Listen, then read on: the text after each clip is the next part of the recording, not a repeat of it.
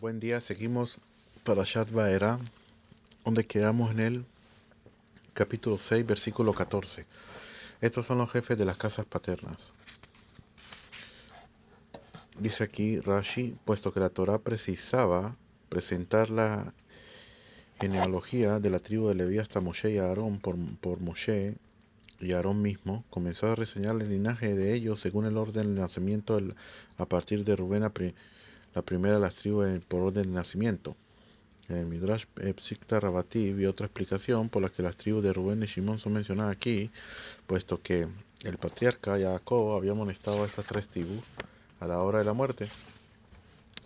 La escritura vuelve aquí a reseñar la genealogía con el propósito de decir de que a pesar de la amonestación paterna eran distinguidos.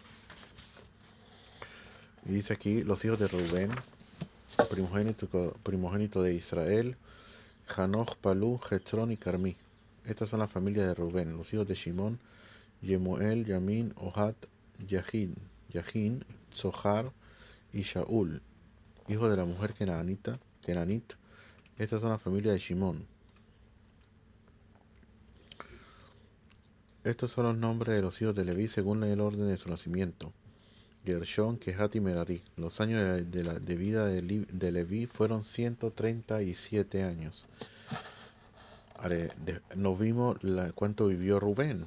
Entonces Rashi una vez explica los años de la vida de Leví, pero ¿por qué razón fueron enumerados los años de Leví? Dice, con el propósito de indicar la cantidad de años de esclavitud que los hijos de Israel, pues todo el tiempo que uno de los hijos de Jacob estuvo con vida no hubo esclavitud, ya que primero se declara que murió Yosef y todos sus hermanos, y solo después se declara y se levantó un nuevo rey, y Leví fue el que vivió más tiempo que todos los demás hijos de Jacob. Después dice, los hijos de Gershón, Livni y Shimi, conforme a su familia. Los hijos de Kehat, Abram, Yitzhak, Hebrón y Uziel. Y los años de la vida de Kehat fueron 133 años.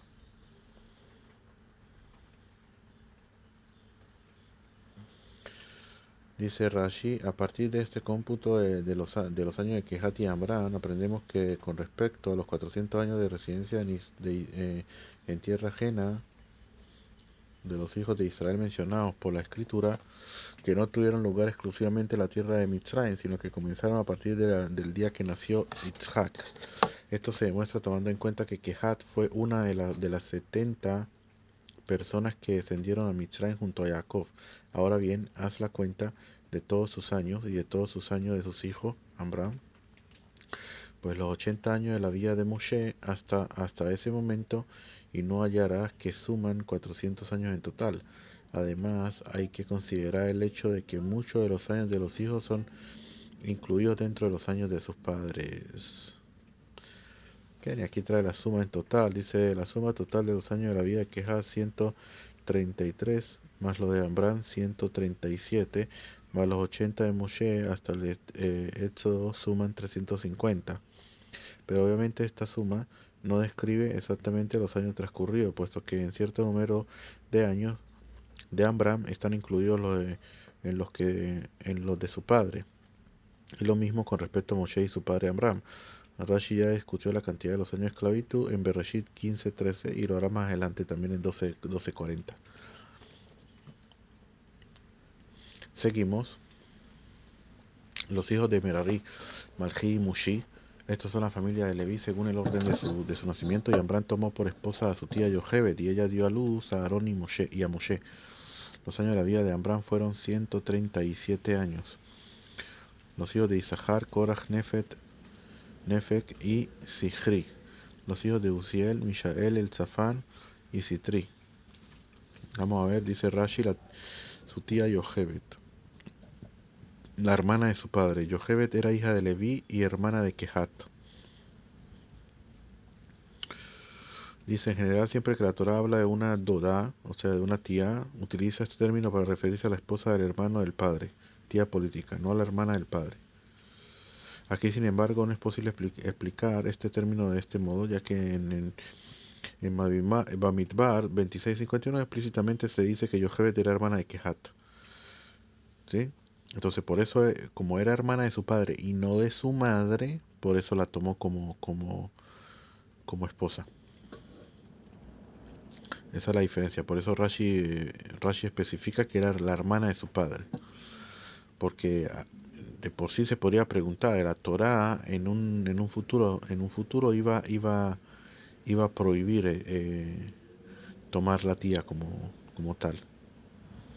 Entonces preguntan en el Tratado de Sanedrín cómo fue que Ambrán tomó la tía de ella, ya habían cumplido la Torá y todo lo demás. Entonces dice, primero porque era la hermana de su padre y segundo porque fue antes de la Torá, antes de la entrega de la Torá. Y también se sabe que por orden divino también la tomó. Entonces quedamos, y Aarón tomó por mujer a Elisheva, hija de Aminadab, hermana de Nachshon, que es Nachshon ben Aminadab, que era de la tribu de Yehudá, que fue el que saltó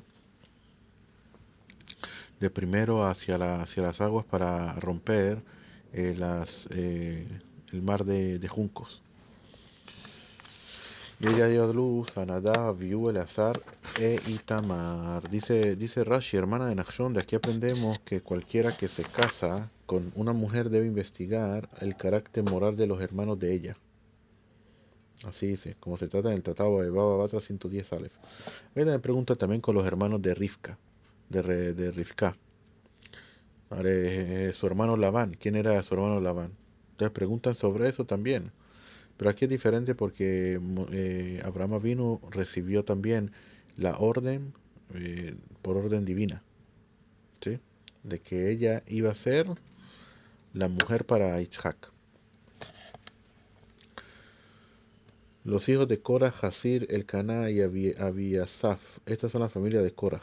Y Elazar, hijo de Aarón, tomó esposa para sí una de las hijas de Putiel, y ella dio a luz a Pinhas. Estos son los jefes de los padres de los Levín según sus familias. Entonces, ¿quién es Putiel? Nosotros vimos anteriormente en la parasha anterior que Putiel era uno de los nombres de Itro. Entonces dice aquí de que Elazar tomó para él una de las hijas de Putiel. Dice el nombre Putiel alude a dos de sus ancestros. Ella pertenecía a la descendencia de Itro, quien era llamado así porque se va a becerros para el culto de la idolatría, y también pertenecía a la descendencia de Yosef, quien una parte de Itro, una parte de Yosef, quien era llamado así porque se sobrepuso a su inclinación del mal.